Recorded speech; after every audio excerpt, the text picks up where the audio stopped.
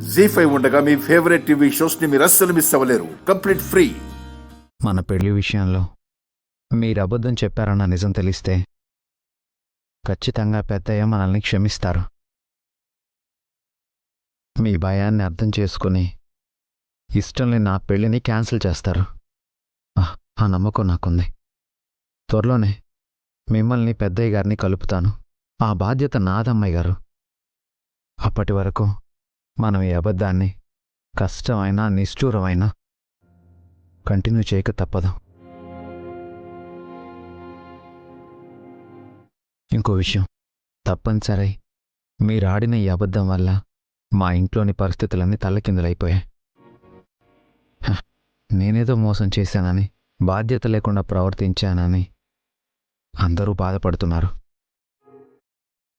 ఒకవైపు మీ బాధను చూస్తూ, మా ఇంట్లో వాళ్ళ బాధను చూస్తూ నేను తట్టుకోలేకపోతున్నాను. సమస్యలు ఏ రోజుకైనా పరిష్కారం అయిపోతాయి. ఇప్పుడు మనం పడే బాధ మాత్రం మనసులో మిగిలిపోతుంది. దయచేసి మీరు కూల్గా ఉండండి అమ్మాయి గారు. మీరు మాత్రమే కూల్గా ఉండడం కాదు, ఇంట్లో వాళ్ళని కూడా కూల్గా ఉంచాల్సిన బాధ్యత మనపై ఉంది. సారీ రాజు, ఇప్పటినుంచి కొంచెం హుషారుగా ఉండడానికి ప్రయత్నం చేస్తాను. ఇంట్లో అందర్నీ ఉత్సాహంగా ఉంచడానికి ప్రయత్నిస్తాను.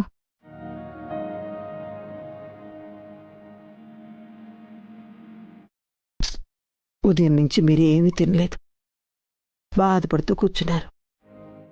జరగాల్సిన పెళ్ళిళ్ళు మీ వల్ల ఆగిపోయాయని బాధపడుతున్నావమ్మా. అలా ఏమీ అనుకోవద్దు. ఎవరి తలరాతలు ఎలా ఉంటే అలా జరుగుతుంది, అంతేకాని ఒకరి వల్ల ఇంకొకరి జీవితం పాడవడం అంటూ ఉండదు. అసలు మీరు ప్రేమించుకుంటున్నారన్న విషయం, పెళ్లి చేసుకోబోతున్నారన్న విషయం ముందే చెప్పుంటే పరిస్థితి ఇంతవరకు రాకుండా మేమే ఏదో ఒకటి చేసేవాళ్ళం. పెద్ద గురి కాళ్ళు పట్టుకునైనా మీ పెళ్లి జరిపించుండేవాళ్ళం. ఆంటీ, మీరంతా ఇంత బాధపడే పరిస్థితి వస్తుందని నిజంగా నాకు తెలీదు. అసలు అబద్ధం చెప్పి తప్పు చేశాను. అబద్ధం చెప్పడం ఏంటమ్మా? నిజానికి జరిగిందేంటంటే, అమ్మా, అమ్మాయి గారు ఏం చెప్పాలనుకుంటున్నారంటే, మా పెళ్లి విషయం ముందే చెప్పుంటే ఇన్ని ఇబ్బందులు రావు కదా అని బాధపడుతున్నారు. అంతేనమ్మా. జరిగిందేదో జరిగిపోయిందమ్మా. మనసు ప్రశాంతంగా ఉంచుకో. ఆ దేవుడు మీకు మంచి చేస్తాడు. మీరిద్దరు భోజనానికి రండి.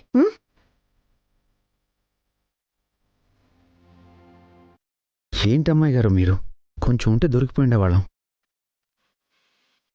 ఇప్పుడు మా వాళ్ళకి సడన్గా నిజం తెలిసినా ఇంకా పెద్ద గొడవ జరుగుతుంది. నేను చెప్పేంతవరకు మీరు సైలెంట్గా ఉండండి. సరే రాజు. మా వరాల పెళ్ళి పీటల దాకా వచ్చి ఆగిపోయింది. ఇంట్లో అందరూ చాలా బాధపడుతున్నారు. పొద్దుట్నుంచి ఎవరు ఏమీ తినలేదు. ముందు వాళ్ళ సంగతి చూడండి అమ్మాయి గారు. అలాగే రాజు.